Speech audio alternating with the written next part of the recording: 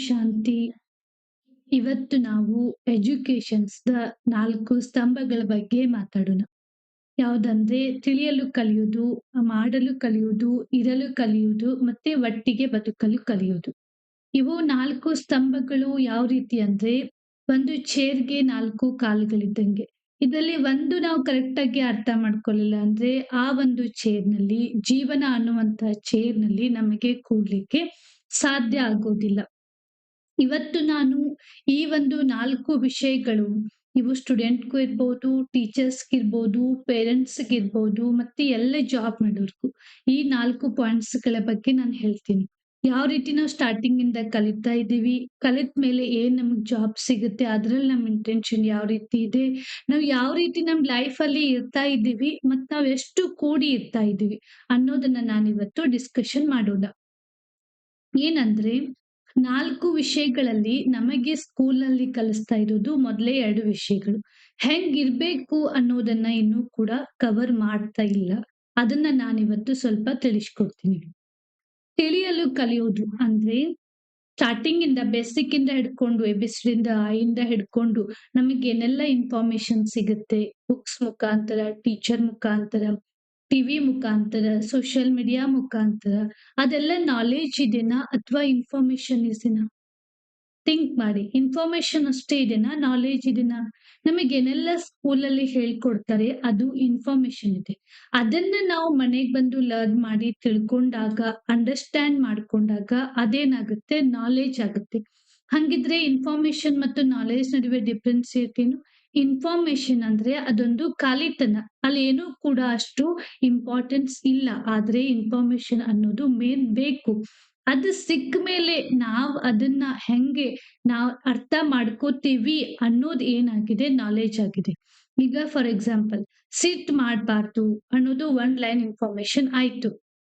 ಹಂಗಿದ್ರೆ ಸಿಟ್ ಮಾಡಿದ್ರೆ ಏನ್ ಲಾಭ ಇದೆ, ಏನ್ ನಷ್ಟ ಇದೆ, ಏನಾಗುತ್ತೆ ಅನ್ನೋದ್ ಇದೆಯಲ್ಲ ಅದೇನಾಗಿದೆ ನಾಲೆಡ್ಜ್ ಆಗಿದೆ.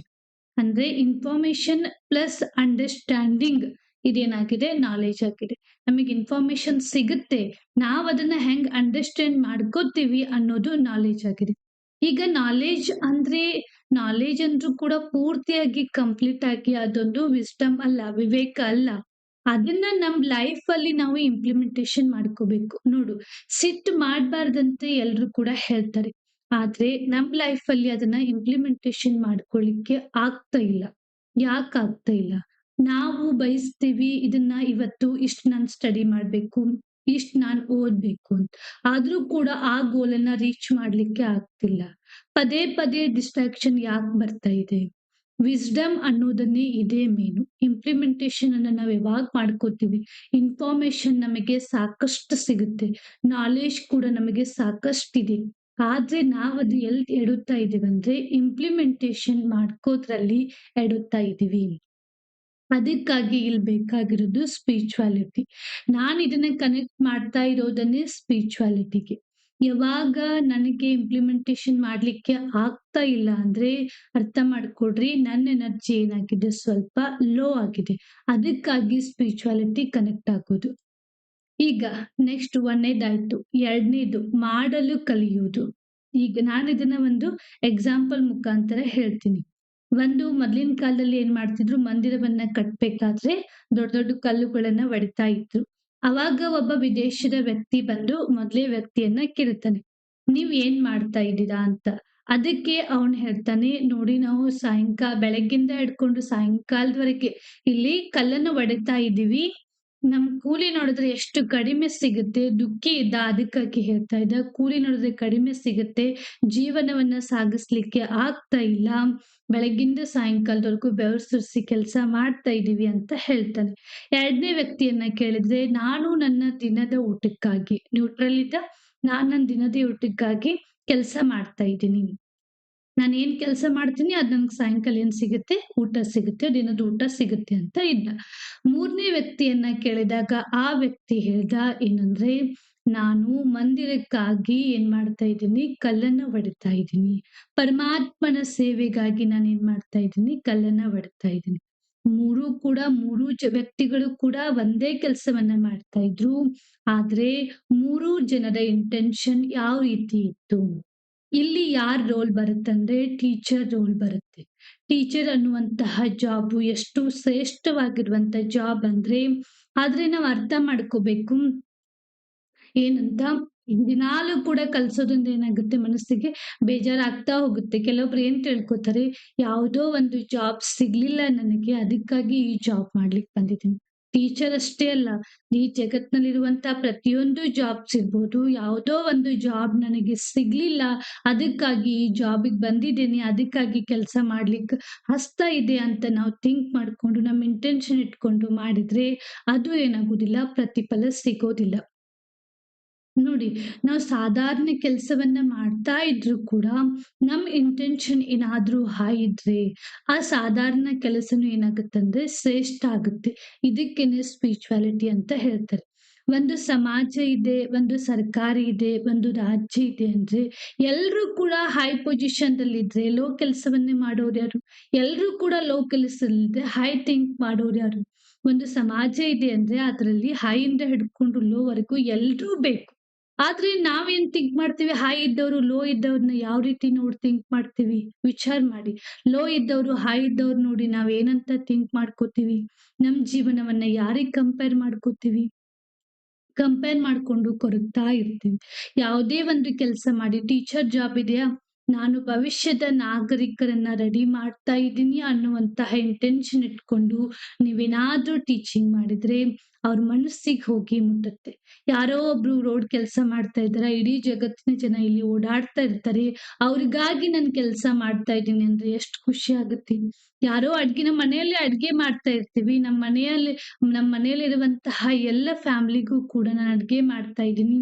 ಎಂತ ಸೇವೆ ಇದು ಅಂತ ನಾವು ತಿಳ್ಕೊಂಡು ಮಾಡೋದ್ರಿಂದ ಎಷ್ಟು ಸ್ಪಿರಿಚುಯಾಲಿಟಿ ಅದ್ರಲ್ಲಿ ಬರುತ್ತೆ. ಯಾವ್ದೋ ಒಂದು ಕಂಪ್ನಿಗಾಗಿ ಕೆಲಸ ಮಾಡ್ತಾ ಇರ್ತೀವಿ. ಒಂದು ಮಂದಿರವನ್ನ ಕಟ್ತಾ ಇರ್ತೀವಿ ಅಥವಾ ಒಂದು ಬಿಲ್ಡಿಂಗ್ ಅನ್ನ ಕಟ್ತಾ ಇರ್ತೀವಿ. ಸಮಾಜದ ಜನರು ಖುಷಿಯಿಂದ ಬದುಕ್ಲಿಕ್ಕೆ ನಾನು ಸೇವೆ ಮಾಡ್ತಾ ಇದ್ದೀನಿ ಅಂತ ಅನ್ಕೊಂಡ್ರೆ, ಅದ್ರ ತಕ್ಕಾಗೆ ನಮಗೆ ವೇತನ ಸಿಗುತ್ತೆ. ಇದ್ರ ಜೊತೆಗೆ ನಮ್ಮ ಇಂಟೆನ್ಷನ್ ಯಾವ ರೀತಿ ಅದನ್ನ ಚೆಕ್ ಮಾಡ್ಕೊಳ್ರಿ. ಯಾವ್ದೋ ಒಂದು ಲೋ ಲೆವೆಲ್ ಆಗಿರುವಂತ ಕೆಲ್ಸ ಸಿಕ್ಕಿದೆ. ಅದನ್ನ ಮಾಡ್ತಾ ಇದೀನಿ ಅಂತ ಅನ್ನೋದಲ್ಲ. ನಾವು ಊಟ ಮಾಡ್ತಾ ಇದೀವಿ, ನಮ್ ಫ್ಯಾಮಿಲಿ ಚೆನ್ನಾಗಿದೆ, ನಾವ್ ಅನ್ನವನ್ನ ಊಟ ಮಾಡ್ತಾ ಇದೀವಿ ಅಂದ್ರೆ ಅದಕ್ ಕಾರಣ ಜಾಬ್ ಆಗಿರುತ್ತೆ. ಇವತ್ ನೋಡಿ ನೀವು ಇವತ್ತಿನ ಕಾಲದಲ್ಲಿ ನಾವು ಜಾಸ್ತಿ ಬಯೋದನ್ನೇ ನಮ್ ಜಾಬ್ ಬಗ್ಗೆ. ನಮ್ಗೆ ಸಿಕ್ಕಿರುವಂತ ಜಾಬ್ ಬಗ್ಗೆ ನಮಗೆ ಖುಷಿನೇ ಇಲ್ಲ. ಯಾವುದೋ ಒಂದು ಇರ್ಬೇಕು, ಕಾಂಪಿಟಿಷನ್ ಅನ್ನೋದು ಇರ್ಬೇಕು. ನೆಕ್ಸ್ಟ್ ನಾನು ಯಾವ ಲೆವೆಲ್‌ಗೆ ಹೋಗ್ಬೇಕು ಅನ್ನೋದನ್ನ ನೀವು ತಯಾರಿ ಮಾಡ್ಕೋಬೇಕು. ಆದ್ರೆ ಈಗ ನಿಮಗೆ ಸಿಕ್ಕಿರುತ್ತಲ್ಲ, ಅದನ್ನ ನೀವು ತೃಪ್ತಿಯಲ್ಲಿರ್ಬೇಕು. ಅದ್ರಲ್ಲಿ ನೀವು ಖುಷಿಯಿಂದ ಕೆಲ್ಸ ಮಾಡ್ತಾ, ಮುಂದಿನ ಹೈ ಜಾಬಿಗಾಗಿ ನಾವೇನ್ ಮಾಡ್ಬೋದು, ಪ್ರಿಪರೇಷನ್ ಅನ್ನ ಮಾಡ್ಬೋದು. ಇದನ್ನ ಬೈಕೊಂತು ನೀವು ಮಾಡ್ತಾ ಇದ್ರೆ ಜೀವನದಲ್ಲಿ ಖುಷಿಯಿಂದ ಇರ್ಲಿಕ್ಕೆ ಸಾಧ್ಯ ಆಗೋದಿಲ್ಲ. ನೆಕ್ಸ್ಟು ಇರಲು ಕಲಿಯುವುದು. ಇದನ್ನ ನಾವು ಕಲಿಸ್ಬೇಕಾಗಿದೆ. ನೋಡಿ ನಮ್ ಸ್ಕೂಲಲ್ಲಿ ಏನ್ ಕಲಿಸ್ತಾರೆ ನಮಗೆ ಏನ್ ಹೇಳ್ತಾರೆ?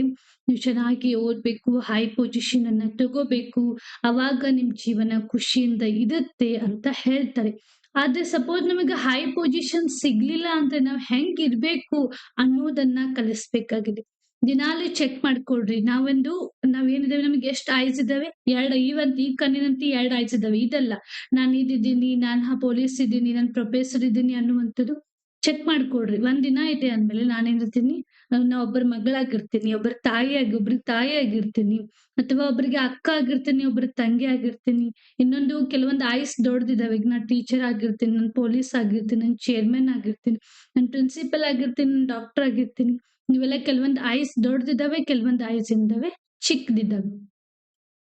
ಎಷ್ಟು ದೊಡ್ಡ ಆಯಸ್ಸಿದೆ ಅಷ್ಟು ದೊಡ್ಡ ಏನು ಈಗೋ. ಅಲ್ಲೇ ಇದು ಏನಾಗೋದು ನಮ್ದು ಪ್ರಾಬ್ಲಮ್ ಏನಾಗೋದು ಸ್ಟಾರ್ಟ್ ಆಗೋದು. ನನ್ನತ್ರ ಒಬ್ರು ಬಂದು ಒಂದು ಕ್ವೆಶ್ಚನ್ ಕೇಳಿದ್ರು. ಏನಂದ್ರೆ, ನನ್ ಜೀವನದಲ್ಲಿ ಬಹಳಷ್ಟು ನಾನ್ ಖುಷಿ ಇದೀನಿ. ಚೆನ್ನಾಗಿರುವಂತ ಜಾಬ್ ಇದೆ, ಹೈ ಸ್ಯಾಲರಿ ಇದೆ, ಫ್ಯಾಮಿಲಿ ಸಪೋರ್ಟಿವ್ ಇದಾರೆ, ಬಹಳಷ್ಟು ಖುಷಿ ಇದೀನಿ. ಆದ್ರೆ ನನಗೆ ಸಂತುಷ್ಟತೆ ಅನ್ನೋದಿಲ್ಲ. ಏನೋ ಒಂದು ಖಾಲಿತನ, ಏನೋ ಒಂದ್ ಬೇಕು. ನಾನ್ ಎಲ್ ಬೇಕಾದ್ರೂ ಹೋಗ್ತೀನಿ. ಆದ್ರೆ ನನಗೆ ಏನ್ ಸಿಗ್ಬೇಕು ಅದ್ ಅನ್ನೋದು ಸಿಗುವುದಿಲ್ಲ. ಇಲ್ಲಿ ಅರ್ಥ ಮಾಡ್ಕೋಬೇಕು ಏನಂದ್ರೆ, ಆತ್ಮನಿಗೆ ನಿಜವಾಗಿ ಬೇಕಿರೋದು ಪೊಸಿಷನ್ ಆಂಡ್ ರೋಲ್ ಅಲ್ಲ. ಅದ್ರಿಂದ ಖುಷಿ ನಮಗ್ ಸಿಗುತ್ತೆ. ಆದ್ರೆ ನಿಜವಾಗ್ಲೂ ಏನ್ ಬೇಕಂದ್ರೆ ಸುಖ, ಶಾಂತಿ, ಆನಂದ, ಪ್ರೇಮ ಬೇಕು. ಈಗ ನೋಡಿ ಒಬ್ಬ ವ್ಯಕ್ತಿಯನ್ನ ಕೇಳಿ ಎಲ್ಲವನ್ನ ಜೀವನದಲ್ಲಿ ಅಚೀವ್ ಮಾಡ್ದ. ದೊಡ್ಡದಾದಂತ ಮನೆ ಕಟ್ದ, ಫ್ಯಾಮಿಲಿಗೆ ಹೆಲ್ಪ್ ಮಾಡ್ದ, ಜಗತ್ತಿಗೆಲ್ಲರಿಗೂ ಹೆಲ್ಪ್ ಮಾಡ್ದ. ಕೊನೆಗೆ ನಿಮಗೆ ಏನ್ ಬೇಕು ಅಂತ ಕೇಳಿದಾಗ ಅವ್ರೇನ್ ಹೇಳ್ತಾರು? ಇವಾಗ ಶಾಂತಿ ಒಂದು ಸಿಕ್ಕ್ರೆ ಸಾಕು ಅಂತ ಬಯಸ್ತಾರೆ. ಇಷ್ಟೆಲ್ಲಾ ಅಚೀವ್ ಮಾಡಿ ಕೊನೆಗೆ ಅವ್ರು ಏನ್ ಬಯಸೋದು? ಸುಖ, ಶಾಂತಿ, ಸೈಲೆನ್ಸ್‌ನಲ್ಲಿ ಇರ್ಬೇಕು ಅಂತ ಬಯಸ್ತಾರೆ. ಆತ್ಮನ ನಿಜವಾದ ಗುಣ ಯಾವುದು? ಸುಖ, ಶಾಂತಿ, ಆನಂದ, ಪ್ರೇಮ, ಪವಿತ್ರತೆ. ಇದು ಆತ್ಮನಿಗೆ ಸಿಕ್ಕಾಗ ಮಾತ್ರ ಅವ್ರೇನಾಗಿರ್ತಾರೆ ಖುಷಿಯಿಂದ, ಸಂತುಷ್ಟತೆಯಿಂದ ಇರ್ತಾರೆ. ಇದನ್ನ ನಾವೇನ್ ಮಾಡಿದೇವಂದ್ರೆ, ಜನನ ಮರಣದಲ್ಲಿ ಬರ್ತಾ, ಹುಟ್ಟು ಸಾವಿನಲ್ಲಿ ಬರ್ತಾ ಕಳ್ಕೋತಾ ಬಂದಿದೀವಿ. ಎನರ್ಜಿ ಲೋ ಆಗ್ತಾ ಬಂದಿದೆ. ಅದನ್ನ ಸುಪ್ರೀಂ ಸೋಲ್ ಜೊತೆ ಕನೆಕ್ಟ್ ಮಾಡ್ಕೊಂಡು ಚಾರ್ಜ್ ಮಾಡ್ಕೋದನ್ನೇ ಇಂಪಾರ್ಟೆಂಟ್. ಅದನ್ನ ನಾನಿವತ್ತು ಹೇಳ್ಕೊಡ್ತಾ ಇರೋದು. ಈ ಎಲ್ಲದ ನಡುವೆ ಒಂದು ಇದೆ. ಯಾವ್ದಂದ್ರೆ ದೊಡ್ಡದಾಗಿರೋ ಯಾವ್ದೋ ಒಂದು ರಿಲೇಷನ್ ಇರ್ಬೋದು, ಒಂದು ಪೊಸಿಷನ್ ಇರ್ಬೋದು, ಅದಕ್ಕೆ ನಾವು ಬಹಳಷ್ಟು ಅಟ್ಯಾಚ್ ಆಗಿರ್ತೀವಿ. ಒಂದು ವೇಳೆ ಅದ್ ನಮ್ ಜೀವನದಿಂದ ಬಿಟ್ಟು ಹೋಗ್ಬಿಡ್ತಂದ್ರೆ, ನಾವು ಆಗ ನಮ್ ಪರಿಸ್ಥಿತಿ ಯಾವ ರೀತಿ ಇರುತ್ತೆ? ಒಂದ್ ವೇಳೆ ಈ ಲೈನಲ್ಲಿ ನಾನ್ ಬರ್ತಾ ಇದ್ದೀನಿ, ನನ್ ಜೊತೆ ಇರುವಂತಹ ನನ್ನ ಫ್ಯಾಮಿಲಿ, ನನ್ ಪೊಸಿಷನ್, ನನ್ ರೋಲ್ ಅಥವಾ ನಂದು ಪ್ರಾಪರ್ಟಿ ಇದೆಲ್ಲವೂ ಕೂಡ ನಾನ್ ಬಿಟ್ಟು ಹೋಗ್ಬಿಡ್ತಂದ್ರೆ, ಅವಾಗ ನನ್ ಪರಿಸ್ಥಿತಿ ಯಾವ ರೀತಿ ಇರುತ್ತೆ? ಅನ್ನೋದನ್ನ ತಿಳ್ಕೋದೇ ಮೇನು. ಈಗ ಸುಸೈಡ್ ಟೆಂಡೆನ್ಸಿ ಯಾಕ್ ಜಾಸ್ತಿ ಆಗ್ತಾ ಇದೆ ಅಂದ್ರೆ, ಯಾರೋ ಒಬ್ರು ನನ್ ಬಿಟ್ಟು ಹೋದ್ರು, ಯಾವ್ದೋ ಒಂದ್ ಪೊಸಿಷನ್ ಬಿಟ್ಟು ಹೋದ್ರು, ಯಾರೋ ನನಗೆ ಮೋಸ ಮಾಡಿದ್ರು, ಅದಕ್ಕಾಗಿ ನಾನ್ ಸುಸೈಡ್ ಮಾಡ್ಕೊ ಸತ್ಬಿಟ್ರೆ ಸಾಕು ಎಲ್ಲವೂ ಸಾಲ್ವ್ ಆಗ್ಬಿಡುತ್ತೆ ಅಂತ. ಆದ್ರೆ ನಮ್ ಜೀವನದಲ್ಲಿ ನಾವು ಸ ಸುಸೈಡ್ ಮಾಡ್ಕೊಂಡ್ಬಿಟ್ರೆ ಅಂದ್ರೆ ನಮ್ ಹಿಂದೆ ಡಿಪೆಂಡ್ ಆದವ್ರು ಎಷ್ಟು ಸಫರ್ ಆಗ್ತಿರ್ತಾರೆ, ಎಷ್ಟು ನೋವನ್ನ ಅನುಭವಿಸ್ತಾ ಇರ್ತಾರೆ. ನಮ್ ತಂದೆ ತಾಯಿಗಳು ಎಷ್ಟು ನೋವನ್ನ ಅನುಭವಿಸ್ತಾ ಇದ್ದಾರೆ. ನಾವು ಮಕ್ಕಳಿಗೆ ಹೇಳ್ಕೊಡ್ಬೇಕಾಗಿರೋದು ಇದೆ. ಏನಂದ್ರೆ ಇವತ್ತಿನ ಮಕ್ಕಳು ಏನಂದರೆ ಏನಂದರೆ ಇಂಟೆಲಿಜೆಂಟ್ ಇದ್ದಾರೆ. ಒಂದ್ ಹೇಳಿದ ತಕ್ಷಣ ಅವ್ರು ಸಡನ್ ಆಗಿ ತಿಳ್ಕೊತಾರೆ. ಆದ್ರೆ ಎಮೋಷನ್ ಪವರ್ ಅನ್ನೋದು ತಡ್ಕೊಳ್ಳುವಂತಹ ಶಕ್ತಿ, ಸಹನೆ ಮಾಡ್ಕೊಳ್ಳುವಂತಹ ಶಕ್ತಿ ಏನಾಗ್ತಾ ಇದೆ? ಕಡಿಮೆ ಆಗ್ತಾ ಇದೆ. ನಾವು ಚಿಕ್ಕವರಿದ್ದಾಗ ಅಥವಾ ನಮ್ ತಂದೆ ತಾಯಿ ಚಿಕ್ಕವರಿದ್ದಾಗ ಅವ್ರೇನ್ ಹೆಚ್ಚಿಗೆ ಮಾಡಿಲ್ಲ ಅಂತದೇನು. ಅವಾಗ ಈಗೇನ್ ಬಂದಿದಾವಲ್ಲ social media, Facebook, WhatsApp, Twitter ಇವೆಲ್ಲ ಏನು ಗೊಂಬ್ಸ್‌ಗಳಿದಾವಲ್ಲ, ಇವು ಅವಾಗ ಅವ್ರಿಗೆ ಸಿಕ್ಕಿರ್ಲಿಲ್ಲ. ಅದಕ್ಕಾಗಿ ಅವ್ರು ಏನಾಗಿದ್ರು ತಮ್ಮ ಜೀವನನ ಬರ್ತಿದ್ರು, ಸ್ಕೂಲ್‌ಗೆ ಹೋಗ್ತಿದ್ರು, ಸಾಯಂಕಾಲ ತಂದೆ ತಾಯಿ ಜೊತೆ ಖುಷಿಯಿಂದ ಇರ್ತಿದ್ರು, ತಮ್ಗೆ ಸ್ಟಡಿ ಮಾಡ್ತಿದ್ರು, ಸ್ಕೂಲ್‌ಗೆ ಹೋಗ್ತಿದ್ರು. ನಮ್ ತಂದೆ ತಾಯಿಗಳಿಗೂ ಕೂಡ ಗೊತ್ತಿರ್ಲಿಲ್ಲ ನಾವ್ ಯಾವ ಕಾಲೇಜ್‌ಗೆ ಹೋಗ್ತಾ ಇದೀವಿ, ಏನು ಓದ್ತಾ ಇದೀವಿ. ನಮ್ಮ ಅಡ್ಮಿಷನ್ ಮಾಡ್ಸೋದು ಇದೇನು ಕೂಡ ಗೊತ್ತಿರ್ಲಿಲ್ಲ. ನಾವೇ ಸ್ವಂತ ಏನ್ ಮಾಡ್ಕೋತಿದ್ವಿ. ಅವಾಗ ನಮಗೆ ಈ ಸಿಕ್ಕಿರುವಂತಹ ಗೊಂಬೆಗಳು ಆಟ ಆಡ್ಲಿಕ್ಕೆ ಸಿಕ್ಕಿರ್ಲಿಲ್ಲ. ಈಗ ಒಂದು ಚಿಕ್ಕ ಮಗುಗೆ ನೋಡಿ ಒಂದು 10, 15 ಗೊಂಬೆಗಳು ಸಿಕ್ಬಿಟ್ಟು ಅಂದ್ರೆ, ನಾ ಇದ್ರ ಜೊತೆನೇ ಆಟ ಆಡ್ತೀನಿ. ಊಟ ಮಾಡ್ ಬಾ ಅಂದ್ರು, ಇಲ್ಲ ನಾನು ಆಟ ಆಡ್ತೀನಿ. ಮಲಗು ಅಂದ್ರೆ, ಇಲ್ಲ ನಾನು ಆಟ ಆಡಿ ಮಲಗ್ತೀನಿ ಅಂತ ಸಿಕ್ಬಿಡುತ್ತೆ. ಈ ಸಮಯದಲ್ಲಿ ಏನಾಗಿದೆ ಅಂದ್ರೆ ಬಹಳಷ್ಟು ಡಿಸ್ಟ್ರಾಕ್ಷನ್ ಆಗ್ಲಿಕ್ಕೆ ಏನ್ ಸಿಕ್ಕಿದೆ ಸಾಧನಗಳು ಸಿಕ್ಕಿದಾವೆ. ಕಂಫರ್ಟ್ ಆಗ್ಲಿಕ್ಕೂ ಕೂಡ ಸಿಕ್ಕಿದಾವೆ. ಆದ್ರೆ ನಾವದನ್ನ ಎದಕ್ ಯೂಸ್ ಮಾಡ್ಕೋತಾ ಇದ್ವಿ. ಮಗುಗೇನ್ ಗೊತ್ತಿರುತ್ತೆ? ಗೊತ್ತಿರಲ್ಲಲ್ವಾ? ಅದಕ್ಕೆ ಏನ್ ಮಾಡ್ಬೇಕು ಡಿಸಿಪ್ಲಿನ್ ಲೈಫ್ ಅನ್ನ ಅದಕ್ಕೆ ನಾವು ಹೇಳ್ಕೊಡ್ಬೇಕು. ಇವತ್ತಿನ ಪೇರೆಂಟ್ಸ್‌ಗೆ ಮಕ್ಕಳಿಗೆ ಕೊಡ್ಬೇಕಾಗಿರುವಂತ ದೊಡ್ಡದಾದ ಆಸ್ತಿ ಅಂದ್ರೆ ಏನ್ ಮಾಡ್ಬೇಕು, ಏನ್ ಮಾಡ್ಬಾರ್ದು. ಅವ್ರು ಇಡೀ ದಿನ ಏನ್ ಕಂಟೆಂಟ್ ಅನ್ನ ಒಳಗಡೆ ಹಾಕೋತಾ ಇದ್ದಾರೆ. ನಾವು ಚಿಕ್ಕವರಿದ್ದಾಗ ನಮ್ ತಂದೆ ತಾಯಿ ನಮ್ಮನ್ನ ಹೊಡೆದ್ರೆ ಸ್ವಲ್ಪ ಹೊತ್ತು ಏನ್ ಮಾಡ್ತಿದ್ವಿ ಮಲ್ಕೋತಿದ್ವಿ ಮತ್ತೆ ಬೆಳಗ್ಗೆ ಎದ್ದೆ ಸ್ಕೂಲ್‌ಗೆ ಹೋಗ್ತಾ ಇದ್ವಿ. ಈಗ ಹಂಗಿಲ್ಲ. ಒಂದ್ ಸ್ವಲ್ಪ ಮಕ್ಳಿಗೆ ಏನಾದ್ರು ಹೆದ್ರಿಸಿದ್ರೆ ಬೈದ್ರೆ ಅವ್ರೇನ್ ಮಾಡ್ತಾರಂದ್ರೆ ಮನೆ ಬಿಟ್ಟೇ ಹೋಗ್ಬಿಡ್ತಾರೆ. ಇಂಥ ಡಿಸಿಷನ್ ಇಂತಹ ಯೋಚನೆ ಅವ್ರಿಗೆ ಎಲ್ಲಿಂದ ಬಂತು? ಅದೇ ಸೋಷಿಯಲ್ ಮೀಡಿಯಾ ಇನ್ಫಾರ್ಮೇಷನ್ ಕಂಟೆಂಟ್ ಅನ್ನ ಅವ್ರು ಎಲ್ಲಿಂದ ತಗೋತಾ ಇದ್ದಾರೆ? ಮೊಬೈಲ್‌ನಲ್ಲಿ ನೋಡೋದಾಗ್ಲಿ, ಯೂಟ್ಯೂಬಲ್ಲಿ ನೋಡೋದಾಗ್ಲಿ, ಅವ್ರು ಏನ್ ಮಾಡ್ತಾ ಇದ್ದಾರೆ ಅನ್ನೋದ್ರ ಬಗ್ಗೆ ನಾವು ಒಂದ್ ಸ್ವಲ್ಪ ಗಮನ ಕೊಡ್ಬೇಕು. ಅವ್ರು ಎಲ್ಲಿ ಎಳುತ್ತಾ ಇದ್ದಾರೆ, ಒಂದು ಫ್ರೆಂಡ್ ಆಗಿ ಅವ್ರ ಜೊತೆ ನಾವು ಟ್ರೀಟ್ ಮಾಡ್ಬೇಕು. ನ್ಯೂಸ್ ಪೇಪರಲ್ಲಾಗ್ಲಿ, ನಾವು ನ್ಯೂಸಲ್ಲಿ ನೋಡ್ತಾ ಇರ್ತೀವಿ ಮಗು ಕಾಣೆ ಆಗಿದೆ, ಬಿಟ್ಟು ಹೋಗಿದೆ, ಮನೆಯನ್ನ ಬಿಟ್ಟು ಹೋಗಿದೆ. ರೈಲ್ವೆ ಸ್ಟೇಷನ್‌ನಲ್ಲಿ ದಿನದಿಂದ 4 ರಿಂದ 5 ಕೇಸ್‌ಗಳು ಬರ್ತಾ ಇರ್ತವೆ. ಯಾಕಂದ್ರೆ ನಾವು ಅವ್ರಿಗೆ ಎಮೋಷನಲಿ ಸ್ಟ್ರಾಂಗ್ ಆಗುವಂತಹ ಒಂದು ಅನ್ನ ಹೇಳ್ಕೊಡ್ತಿಲ್ಲ. ಹೆಂಗಿರ್ಬೇಕು, ಎಲ್ಲ ಸಿಕ್ಕ ಮೇಲೆ ಖುಷಿಯಿಂದ ಇರ್ಲಿಕ್ಕೆ ಏನು ಪ್ರಾಬ್ಲಮ್ ಇಲ್ಲ, ಇರ್ತಾರೆ. ಎಲ್ಲ ಸಿಗ್ಲೇ ಇದ್ರೂ ಕೂಡ ನಾವ್ ಹೆಂಗಿರ್ಬೇಕು, ಅದನ್ನ ನಾವ್ ಹೆಂಗೆ ನಮ್ ಜೀವನದಲ್ಲಿ ಸ್ಟ್ರಗಲ್ ಅನ್ನ ದಾಟಿ ಹೆಂಗ್ ಹೋಗಿ ಅದನ್ನ ಫೇಸ್ ಮಾಡ್ಬೇಕು ಅನ್ನೋದನ್ನ ಇವತ್ತು ಹೇಳ್ಕೊಡ್ಬೇಕಾಗಿದೆ ಮಕ್ಕಳಿಗೆ. ಮತ್ತೆ ಒಟ್ಟಿಗೆ ಬದುಕ್ಲಿಕ್ಕೆ ಹೇಳ್ಕೊಡ್ಬೇಕು. ಎಲ್ಲಾರ್ ಜೊತೆ ನಾವು ಖುಷಿಯಿಂದ ಇರ್ಬೇಕು. ಈಗ ಕೆಲವೊಬ್ರು ಏನ್ ಬಯಸ್ತಾರಂದ್ರೆ ಚಿಕ್ಕ ಚಿಕ್ಕ ಮಕ್ಕಳನ್ನ ನೋಡ್ತಿರ್ತೀನಿ. ಸೈಲೆನ್ಸ್ ಆಗಿರ್ಬೇಕು. ತಂದೆ ತಾಯಿಗಳು ಏನಾದ್ರೂ ಹೇಳ್ಲಿಕ್ ಹೋದ್ರೆ ಅವ್ರಿಗೆ ಸಿಟ್ ಬರ್ಲಿಕ್ಕೆ ಶುರು ಆಗುತ್ತೆ. ಅಂದ್ರೆ ನಾನು ಒಟ್ಟಿಗೆ ಬದುಕ್ಬೇಕು, ಖುಷಿಯಿಂದ ಇರ್ಬೇಕು, ಎಲ್ಲಾರ್ ಜೊತೆ ಇರ್ಬೇಕು ಅನ್ನೋದನ್ನ ಹೇಳ್ಕೊಡ್ಬೇಕು. ಜವಾಬ್ದಾರಿಗಳನ್ನ ಹೇಳ್ಕೊಡ್ಬೇಕು. ಜವಾಬ್ದಾರಿ ಏನಾದ್ರೂ ಬಂತಂದ್ರೆ ಮುಂದೆ ಹೆಂಗ್ ಹೋಗ್ಬೇಕು ಅನ್ನೋದನ್ನ ಅವ್ರಿಗೆ ಗೊತ್ತಾಗುತ್ತೆ. ಒಂದೇ ಅರ್ಥ ಮಾಡ್ಕೊಳ್ರಿ. ನಾವು ಹೋಲ್ ಡೇ ಏನಾಗಿರ್ತೇವಂದ್ರೆ, ನಮ್ಮನ್ನ ನಾವು ಬಂಧಿಸಲ್ಪಟ್ಟಿರ್ತೀವಿ. ಒಂದು ಇದ್ರಲ್ಲಿ ಸುತ್ತಕಿಸ್ಕೊಂಡ್ ಬಿಡ್ತಿರ್ತೀವಿ. ಒಂದ್ ಚೈನ್‌ದಲ್ಲಿ. ನಾನು ಈ ರೀತಿ ರೋಲ್ ಮಾಡ್ತಾ ಇದ್ದೀನಿ. ನನ್ನ ಹತ್ರ ಇಷ್ಟು ಪ್ರಾಪರ್ಟಿ ಇದೆ. ನಾನು ಇಷ್ಟು ಚೆನ್ನಾಗಿದ್ದೀನಿ ಅಂತ ಇವೆಲ್ಲ ಬಿಟ್ಟು ಹೋದ ತಕ್ಷಣ ನಮಗೆ ನೋವಾಗ್ಲಿಕ್ಕೆ ಶುರುವಾಗುತ್ತೆ. ಆದ್ರೆ ಆತ್ಮನ ನಿಜವಾದ ಗುಣ ಯಾವ್ದಂದ್ರೆ ಸುಖ, ಶಾಂತಿ, ಪವಿತ್ರತೆ ಇದೆಯಲ್ಲ, ಅದು ಈ ಪೊಸಿಷನ್ ಇಂದ, ಈ ರಿಲೇಶನ್‌ಶಿಪ್ ಇಂದ ಸಿಗೋದಿಲ್ಲ.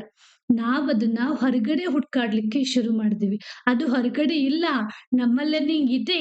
ಅದು ನಮಗೆ ಗೊತ್ತಾಗ್ತಾ ಇಲ್ಲ. ಅದನ್ನ ಸ್ವಲ್ಪ ಎನರ್ಜಿ ಅಥವಾ ಚಾರ್ಜ್ ಮಾಡ್ಬೇಕಂದ್ರೆ ಸುಪ್ರೀಂ ಸೋಲ್ ಜೊತೆ ಕನೆಕ್ಟ್ ಆಗ್ಬೇಕು. ನಾನೇನಿದ್ದೀನಿ ಹ್ಯಾಪಿ ಇದೀನಿ, ಪೀಸ್‌ಫುಲ್ ಇದೀನಿ, ಡಿವೈನ್ ಇದೀನಿ, ಪವರ್‌ಫುಲ್ ಇದೀನಿ. ಅದೆಲ್ಲ ಕೂಡ ನಮ್ಮಲ್ಲೇ ಇದೆ. ನಮ್ಮಷ್ಟು ಸ್ಟ್ರಾಂಗ್ ಆಗಿರೋರು ಯಾರೂ ಕೂಡ ಇಲ್ಲ. ಅದನ್ನ ನಮ್ಮ ಮನಸ್ಸಿಗೆ ನಾವು ದಿನಾಲೂ ಹೇಳ್ಕೊಡ್ಬೇಕು.